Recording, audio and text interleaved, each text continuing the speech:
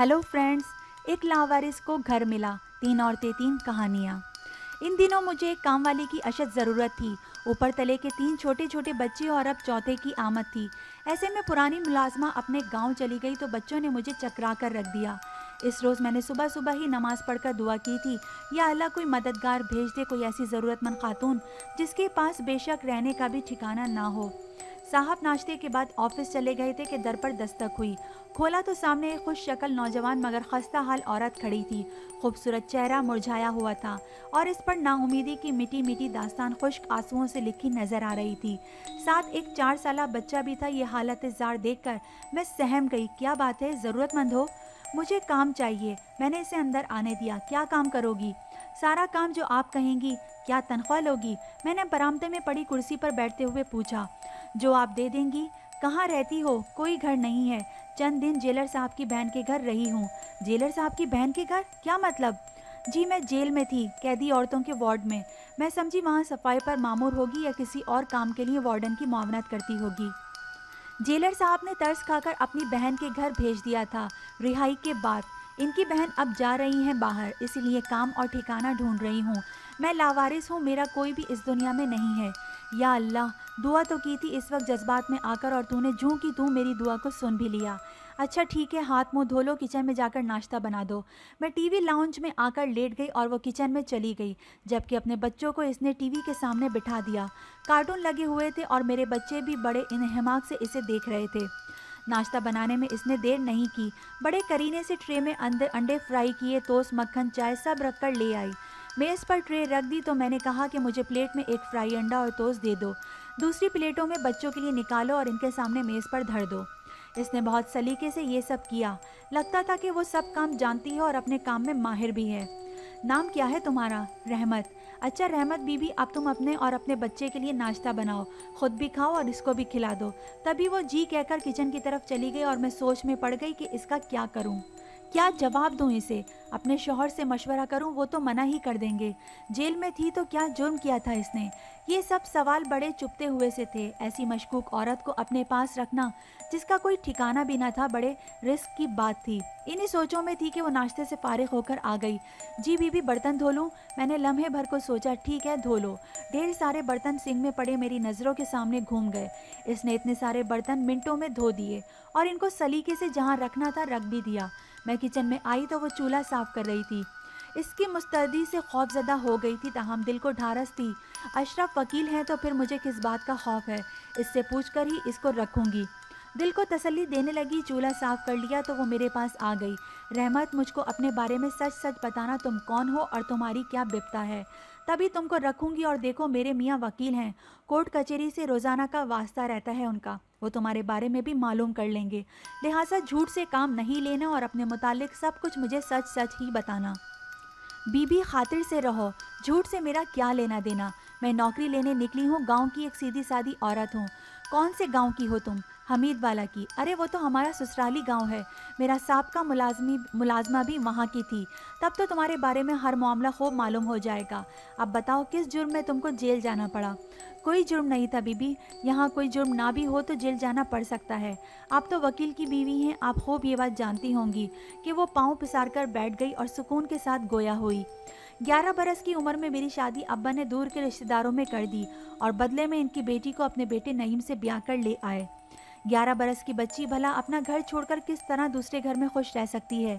यहाँ मुझसे इतना काम लिया जाता था कि काम करते करते बेहोश हो जाती थी। सास ऐसा इसलिए करती कि मेरे बाप के घर इसकी बेटी से भी इसी तरह काम लिया जाता था, जैसे खरकारों के कैंपों में अगवा शुदा बच्चों से लिया जाता है। इन हालात से घबराकर मैं घर से भागती तो पड़ोस में सास की बहन मासी रहमा के घर जा छुपती। मासी रहमा एक रहमदिल औरत थी। वो मेरी सास को समझाती, ये बच्ची है, इससे इतना काम ना लिया करो। तब वो जवाब देती, मेरी बेटी भी तो इनके घर सुखी नहीं है। इसकी बेटी बेशक काम काज से तंग हो, मगर अपने शौहर से हरगिज तंग ना थी, क्योंकि मेरे भाई से इसकी मोहब्बत की शादी थी और अपनी मोहब्बत को हासिल करने के लिए ही भाई ने मुझको कुर्बानी का बकरा बना दिया था। नईम भाई 20 साल का और भाभी 17-18 के सन में थी। इन दोनों को एक दूसरे की चाहत थी, मगर मुझे शौहर की ज़रूरत ना थी। मैं तो शौहर के रिश्ते को समझती भी ना थी और ज़फ़र को देखकर हरासा हो जाती थी। तभी इस तशद्दुद भरी ज़िंदगी से नफ़रत करने लगी। ये ऐसे लोग थे जहाँ औरत को जानवर समझा जाता था।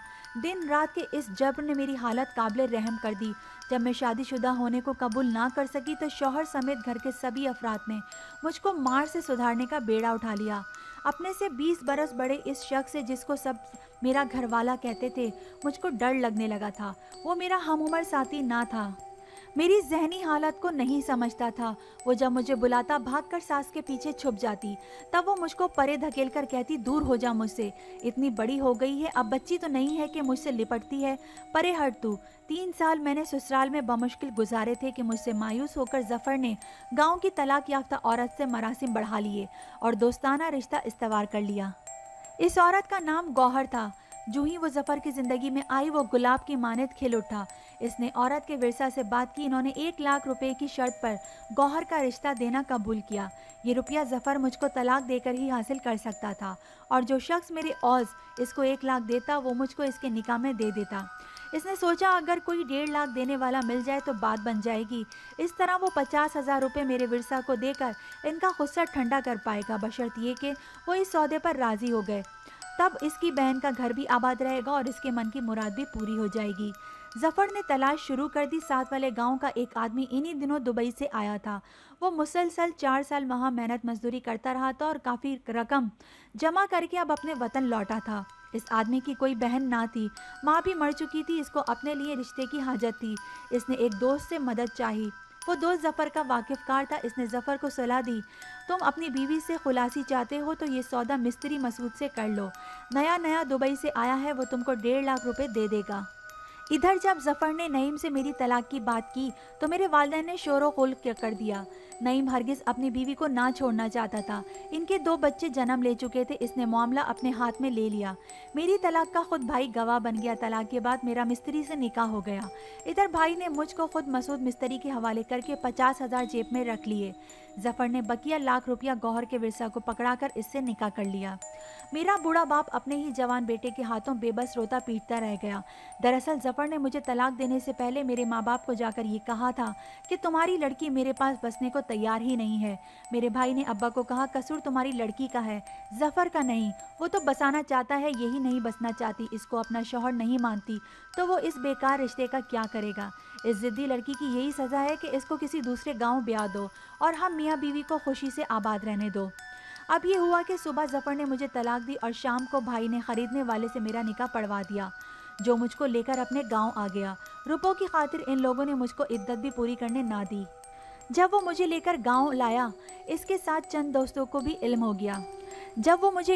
इसके चंद दोस्तों को भी इल्म हो गया कि जिस रोज़ तलाक हुई, निकाह भी इसी दिन हुआ था। इन्होंने मिस्त्री पर एतराज़ उठाया कि बग़ैर इद्दत पूरी किए निकाह किया तो ये निकाह नहीं हुआ है। मिस्त्री ने मुझे ख़रीदा था, 1.5 लाख भरा था, वो चुप साध गया। मुझको इसके घर रहते 1 माह हुआ था कि मेरी वालदा अपनी बड़ी बहन के पास शहर गईं और खाला को तमाम अहवाल बताया। खालो भी मज़हब और दीन की वाक़फ़ियत रखते थे। वो फ़िक्रमंद हो गए और एक वकील को मसला बताया जिनसे इनकी अच्छी जान पहचान थी। वकील ने कहा कि तलाक का कागज़ और निकाह नामा है तो मेरे पास ले आओ। माँ मेरे पास आ गई। मैं भी इस नए आदमी के घर ना रहना चाहती थी। माँ ने कागजात का पूछा। मैंने कहा कि अलमारी में है। जब मिस्त्री घर में था, हम माँ और बेटी ने अलमारी खोली और कागजात जो लिफाफे में रखे थे उठा लिए। माँ वो साथ ले गई और जाकर खालू को दिए। जब मिस्त्री को इल्म हुआ कि कागजात गायब हैं, इसने मुझसे कहा कि अब तुम इस मामले का यहाँ गांव में हरगिज़ वावेला ना करना। तुमको माँ के पास लिए चलता हूँ, किसी तरह वो कागजात इससे हासिल करो तो मैं इनसे कोई झगड़ा ना करूँगा और तुम पर कोई सख्ती भी नहीं करूँगा। हम सुलह सफाई से मामला को हल कर लेंगे। मिस्त्री को ये डर था कि बात अदालत तक ना पहुंच जाए। पता चला कि माँ तो शहर में है। वो मुझे शहर खाला के घर ले आया। माँ ने कहा कि हम सुलह कर लेंगे और कोई कार्रवाई ना करेंगे, तुम परेशान मत हो। मिस्त्री माँ की बात का यकीन करने के अलावा और क्या कर सकता था। वो मुझे खाला के घर छोड़कर मेरे भाई नईम को इस मामले की खबर देने चला गया, जिसने मेरे ओस 50,000 की रकम भी खरी कर ली थी और अपना घर भी बर्बाद होने से बचा लिया था।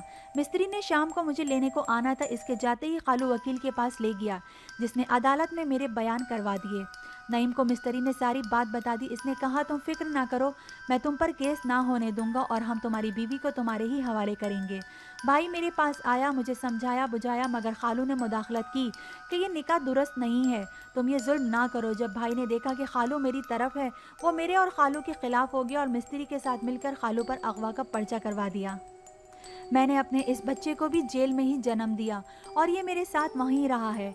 जेल में ज़्यादा अरसा इस वजह से रहना पड़ा कि ना वहाँ कोई मेरा वारिस था और ना ही कोई वकील पैरवी करने वाला। खालू तो बेचारे खुद ही जेल में थे और कौन पैरवी करता मेरी। साल बाद खालू को तो रिहाई मिल गई, मगर मुझे कुछ अरसा और भी कैद में रहना पड़ा। जब रिहाई मिली, मिस्त्री और नईम भाई की दुश्मनी के खौफ से खाला ने मुझे अपने घर रुकने से इनकार कर दिया। जेलर साहब नेक आदमी थे, मैंने इनसे राब्ता रखा, वो मेरा तमाम अहवाल भी जान चुके थे। इन्होंने अपनी बहन के घर मेरे रहने का बंदोबस्त कर दिया और मैं इनका काम करती और वो मुझ दुखियारी का ध्यान रखती थी। अब इनके बेटे ने इनको अमेरिका बुलवा लिया है, तो मुझको अपने और अपने इस मासूम बच्चे का पेट पालने को काम की तलाश थी। अल्लाह ने आपके दर पर पहुंचा दिया है, आपके शौहर वकील हैं। अब अगर किसी ने मेरा पीछा किया या मुझ पर दोबारा मेरी मर्ज़ी के ख़िलाफ़ दबाव डाला तो वो ज़रूर मेरी दादरसी करेंगे। हम जैसों की दादरसी करना इनके लिए तो कोई मसला ही नहीं है, क्योंकि वो कानून जानते हैं। ये बात रहमत ने कुछ इस तरह पुरएतमाद लहजे में मुझसे कही कि इस पर तरस खाए बगैर मैं ना रह सकी। शाम को अशरफ आए, मैंने रहमत की दो रोदात इनको कह दी। इन्होंने कहा, मैं इस केस के बारे में अच्छे से जानता हूँ, ये केस पहले मेरे पास ही आया था, बाद में मैंने ये केस अपने एक जूनियर वकील को दे दिया था क्योंकि मुझ पर काम का बहुत लोड था। इस लड़की के खालू की ज़मानत और इसके बयान भी मेरे दोस्त वकील ने करवाए थे। मैं इसको पहचान गया हूँ, रिस्क की कोई बात नहीं है, अगर कुछ मामला हुआ तो निमट लूँगा। तुम रहमत को रख लो, ये वाकई बेगुनाह है, जो किया धरा था इसके लवाकीन का है। अपने शौहर के ढारस देने पर मैंने रहमत को अपने पास रख लिया। वो वाकई मजलूम और पनाह की मुस्तहक थी। इसने मेरा बहुत साथ दिया, मेरा घर और बच्चे संभालती रही, मेरी हर बात मानती थी, मगर शादी के नाम से बिदकती थी। शादी और शौहर के नाम से ही इसको नफरत हो गई थी। इसने ज़िंदगी का लंबा अरसा अपने बच्चे की परवरिश पर ध्यान देकर गुजार दिया। आखिरकार एक रोज़ मेरे मियाँ के समझाने से वो मान गई और हमने इसकी शादी अपने ड्राइवर से करा दी, जिसकी बीवी रज़ाए इलाही से इंतकाल कर चुकी थी। वो खान मोहम्मद और इसकी पहली बीवी की दो बच्चियों के हमरा खुश खुर्रम आबाद हो गई, तो हमको भी इसके फ़र्ज से सुबुकदोशी के बाद सुकून मिल गया, यूँ जैसे हमने किसी गैर को नहीं, अपनी ही बेटी को इसके घर का कर दिया हो। उम्मीद करती हूँ आपको ये स्टोरी भी पसंद आई होगी। Thank you.